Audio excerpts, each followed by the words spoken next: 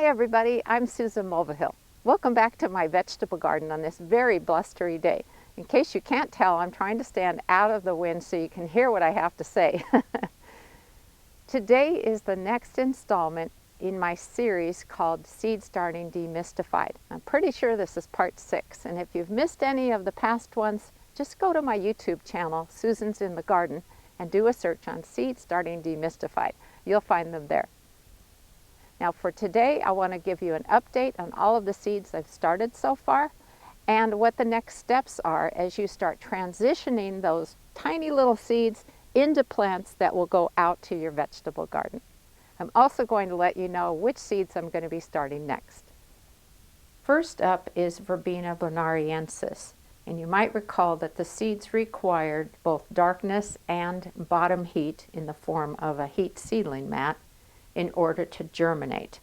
And the seedlings were so tiny. And so you can see that they're coming along. They've got their true leaves. That's this more ornate looking leaf, just like these ones here. And what I've been doing in order to try to strengthen their main stems is I've been using a small fan and blowing it on them for a couple of hours a day. And they are looking a lot better. Some of them you can see are a little bit leggy. But one of the problems with starting seeds that require darkness in order to germinate is that they might grow a little bit before you realize they've come up because you've got them covered. So I think that is what has happened with this one and the next one, which I'll show you in a moment, where it looks like a person really has to be on the ball and see exactly when they have germinated so that you can remove that cover and let them start growing normally under a light. Next up are Salpiglossis, or painted tongue, which is a gorgeous annual. And these also had to be sown in darkness. And you can see that the seeds have germinated and the plants are starting to grow. They have some true leaves. And they also have some leggy ones. I have been also blowing them lightly with a fan just to strengthen up those stems. But once again, if you don't see exactly when they germinate, you don't know that they're growing, and that's what's promoting that leggy stem. But this has been a good learning process for me. Now I'm pretty proud of these little coleus seedlings. So this variety is Sun Coral Candy. I have never started coleus from seed before, but you can see that the little seedlings are doing well, and you can kind of see a bit of a pattern on the leaf. These are going to be really pretty, sort of almost a bronzy pink on the green, and so it'll make a nice contrast with whatever I decide to plant them with. But they are doing really well. Next up is my broccoli. And this variety is Bellstar. You'll recall that I started the seeds in soil blocks because I wanted to demonstrate how a soil blocker works, and it worked just great. But I realized that these are not going to get transplanted in the garden for a little over 2 more weeks, and so I decided to up-pot them, which means moving them to a larger pot size, because I could see a lot of their roots and I wanted to make sure that I was giving them a good environment for the last 2 weeks before they get to go out into the garden. A lot of times when we start seeds indoors, whether they're flower seeds or vegetable seeds, up-potting is part of the process. If you look at the bottom of the container that you have started seeds in, and you see roots emerging from the bottom, that means it's time for them to graduate to a slightly larger pot. Now I do have 12 plants altogether, but only 9 of them fit into this tray, so I figured this was good enough to show you what I have. But all 12 of them are doing fantastically, so I'm very proud of those. On March 8th, I planted half a dozen seeds of epic hybrid eggplants. And you can see the plants are up, they're doing nicely, and they've got their true leaves. Now, I keep mentioning true leaves. Those are their mature leaves. The interesting thing about when seeds germinate is they come up with what are called seed leaves, and those are not capable of conducting photosynthesis. It's the true leaves or mature leaves that can conduct photosynthesis. So now the plants are really going to start growing quickly because of that.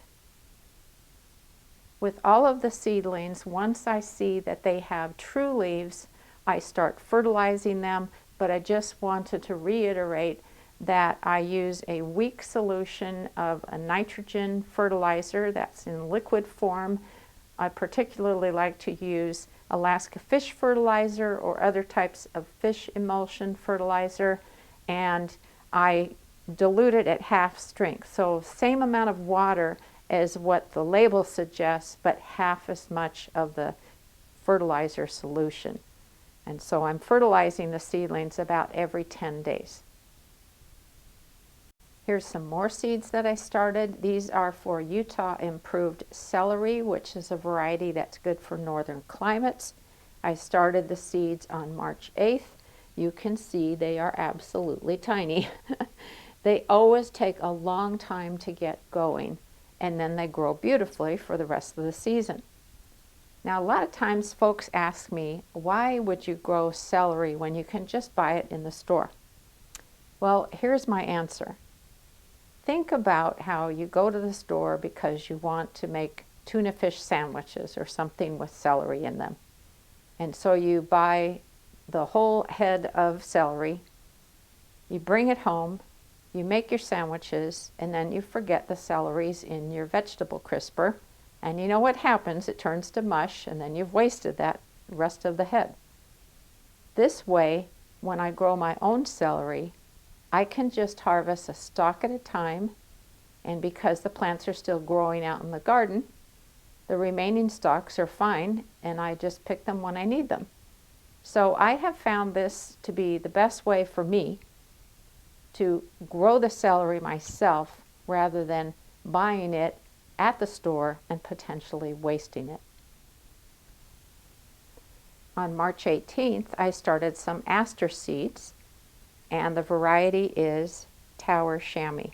Isn't that gorgeous?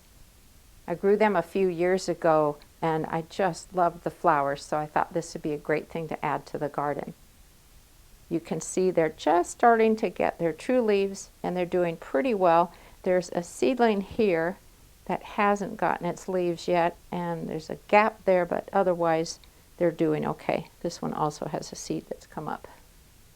Now there's another type of seed starting I've been doing that I haven't mentioned yet, and it will seem pretty unconventional, but it's very commonly done in the UK. It's called gutter peas. So let me explain why I do this and how I do it. Plus I've got all sorts of videos on my YouTube channel on gutter peas. Now, since I know you're going to ask me, these red berries are from an American cranberry bush. That's a native shrub. Everybody asks me what they are, and of course the birds love them this time of year, probably because they're rather fermented by now, but they sure are pretty, aren't they? Now, let's get back to the gutter peas. We have a lot of birds in our garden, and we love birds, so don't get me wrong, but they love freshly sprouted pea seeds. And it was so frustrating, so one year I started planting my pea seeds indoors in flats that had 72 cells in them, individual cells, started them indoors, and I would grow them till they're about this tall when they can fend for themselves against the birds for the most part. And then I'd come out to the garden, I'd plant a single plant in a single hole, and then I'd make another hole and plant another seedling, and it was extremely tedious.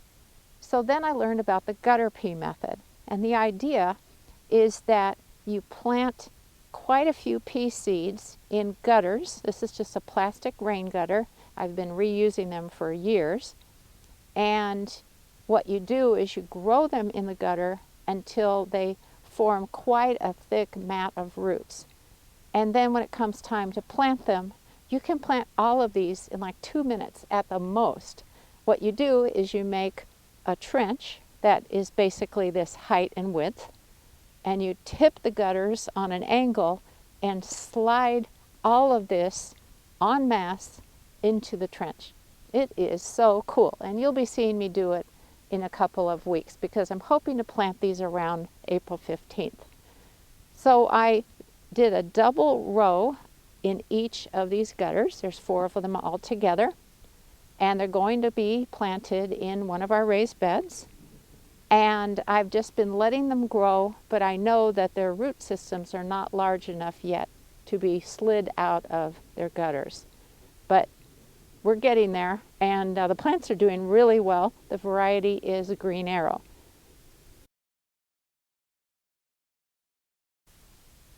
In the flower department, I've got cosmos and 4 types of zinnias to get started on April 1st. In the vegetable department, I'm going to be planting red-veined sorrel, which I'll primarily use in salads, and all of our tomato varieties. So you can see that the sorrel needs to be started around the 1st of April and the tomatoes around the 5th of April or thereabouts. Now, there is something very exciting on the schedule here. See this gap here? That means that all of these crops need to be sown outdoors directly in the garden, so as seeds, not seedlings. So that includes carrots, chard, beets, parsnip, radishes, and spinach. And all of that is for roughly April 6th. That is really a milestone because when you think of the long winter we had and how we've been all so anxious for spring to get here, there's nothing quite like getting seeds in the ground. In last week's video, which was called Our Vegetable Garden, I showed you our greenhouse. This is something that our wonderful neighbors gifted to us when they moved in across the street. They knew they weren't going to use the greenhouse and wanted to give it to us because they could tell we're fanatical gardeners. How did they figure that out? So I wanted to show you my watering system because it is slick. And even if you don't have a greenhouse, you can still copy this idea because it works so well. In the greenhouse, there are 2 planting benches, and each one is about 2 feet deep by 8 feet long. Now, years ago, what I did is I bought some of those same plastic gutters like you saw me using for the peas and attached them to the front of each of the planting benches. Then I took some black plastic and put it on top of the benches, and then I have a layer of capillary mat that is on the top surface of the bench and goes down into the rain gutter. In my seed starting videos, I've talked about how I use capillary mats underneath whatever type of container I'm starting seeds in because the plants will get watered from the bottom up, which is slick. So when this gutter is full of water, the water comes up onto the capillary mat and it will water any plants that I put in where the pots have holes on the undersides. So here's one of my broccoli seedlings in a pot, and on the bottom side it has holes, and they are on the surface that will be in direct contact with the capillary mat. So that's what I'm talking about. When the water is in here and goes into the capillary mat, this plant will get watered automatically. Now it's important to start out with a wet capillary mat. And since we don't have our outdoor water turned on yet, I'm just using a bucket to fill it. Fill the gutter and cover the capillary mat. Now I wanted to clarify, you do not need to buy a capillary mat, although you can find it at greenhouse supply stores. But you could use a t-shirt, you could use an old towel. So all of this will wick the water and water your plants. So here are my broccoli seedlings, and here are some seeds that Bill has started. Here are some cabbage ones. Note that my broccoli seedlings are much larger than his cabbage. No competition going on here. and then also some bok choy. So these will now get watered automatically. I also wanted to clarify that because it's still quite early in the growing season, we worry about nighttime temperatures, even though we're inside of a greenhouse. And so what Bill did is he ran a long extension cord out to the greenhouse. We have a small space heater in here that's connected to a thermostat.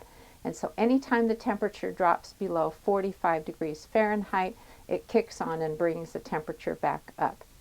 But these should do just fine. I would not move tomatoes or peppers or melons or eggplants or anything like that out here yet because they are very sensitive to being exposed early on to cold temperatures. Okay, that is everything for today. That was a lot of stuff, wasn't it? Thanks so much for watching. I hope your seed starting projects are going great. Happy gardening!